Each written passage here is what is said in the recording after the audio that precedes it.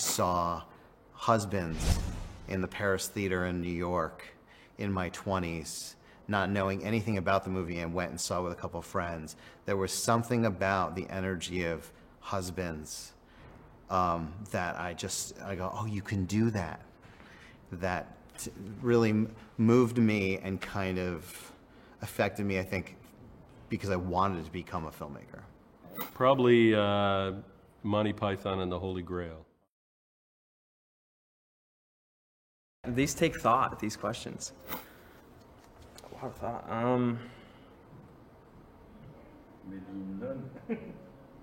Well, honestly, every movie. Okay. Because the best movies are the ones that teach you something or encourage you to be better.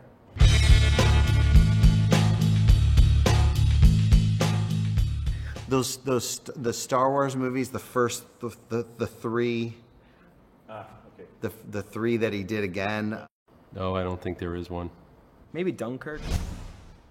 I would watch it again, but I feel like you only want to see it in a cinema. Requiem for a Dream, for sure. The last scene in that film just haunts. That whole movie's just so painful.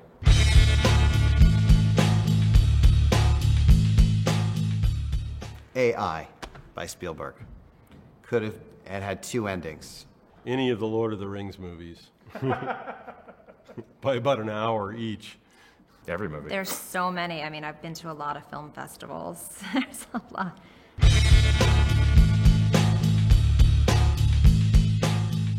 You're really digging deep into my film knowledge.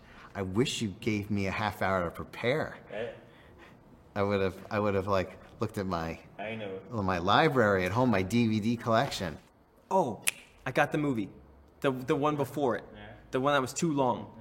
It was Martin Scorsese, and he was in Vegas, and he would like ran the casino. What is it called? Casino. Casino. Gangs of New York.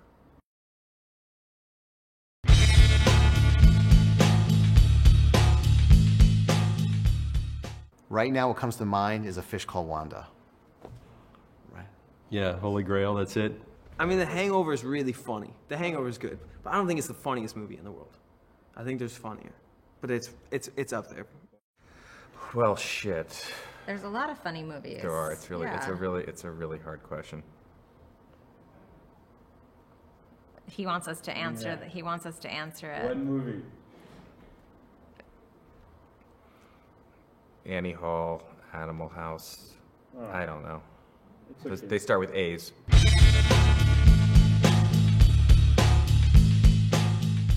Child's Play, when I was a kid in the theater and I went with some friends in high school, that freaked me out. Alien. Scared the crap out of me. Probably The Exorcist. I'm not that big of a scary movie like fan. Like I can't really watch it because then I can't sleep. I think Texas Chainsaw Massacre, Jaws, and Poltergeist was scary for me. this is Toby Hooper Day.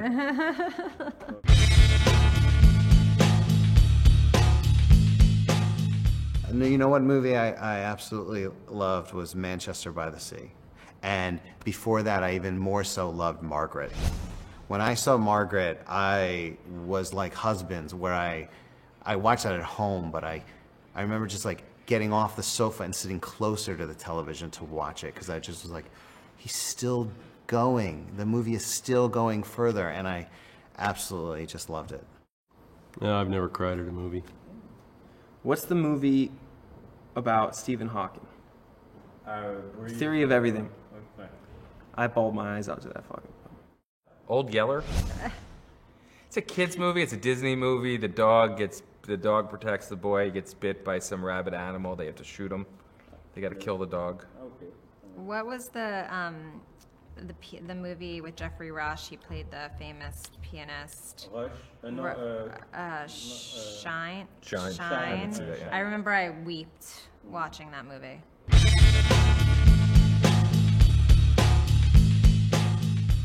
Besides the end scene in Drumline when he comes like that, right? Besides that one, right? Out of competition.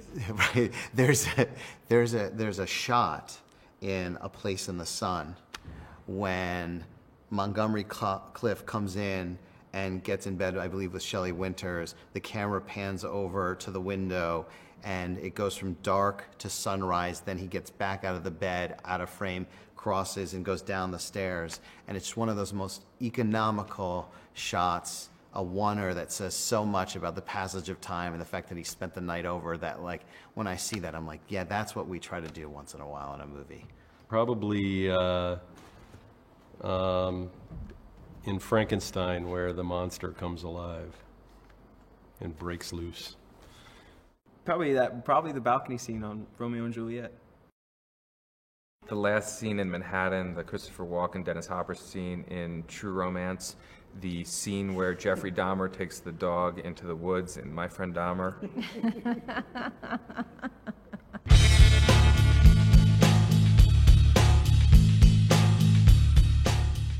I'll be back. There's so many. Geez. Fuck it, dude. Let's go bowling. I know a lot of movie lines by heart. Yeah. There's The Grinch, and he's like, you want to spend a little quality time with the Grinch. That's a good one. Frankly, Scarlett, this could be the start of a beautiful Great. relationship. Good to see you.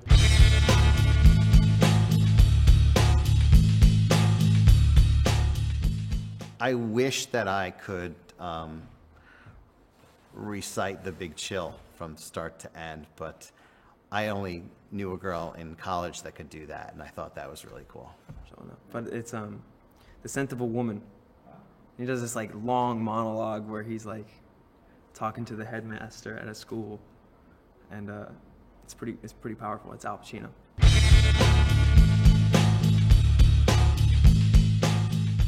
Right in the middle, right in the center, where all of the surround sound and your is working, and the peripheral vision is just, it's just 10 rows from the front, right in the middle. You know what? Sometimes in a movie theater, there's like the metal bar.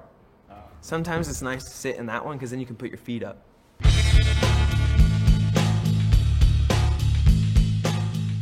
don't wait for anybody else's permission.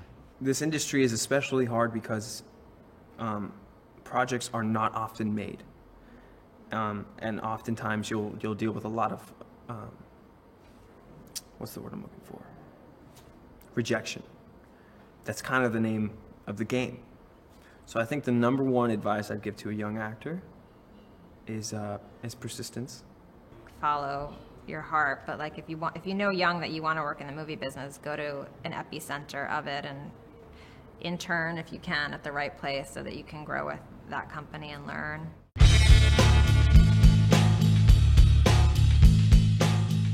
Well, this could sound snobby, but like a retrospective that includes My Friend Dahmer. Big Lebowski 2.